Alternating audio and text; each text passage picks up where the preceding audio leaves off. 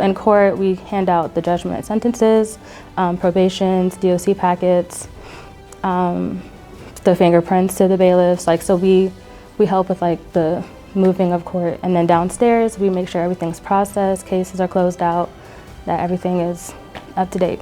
It was actually one of like the first phone calls that I had that day. And so when he was talking, like at first he was kind of like, I'm not in a good mental space. And I was like, okay, like sometimes people are angry, like they have court, so they're not happy.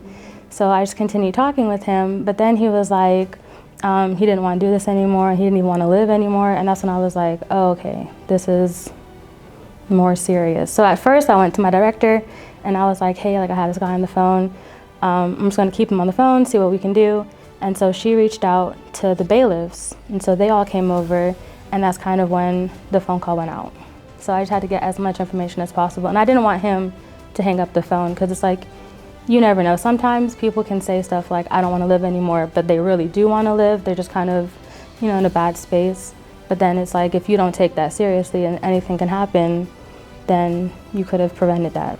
We have to remember, like, you don't know what somebody's going through. We're not mind readers, so somebody could really just be having a bad day. And it's like, your reaction to whatever they're going through can change a lot.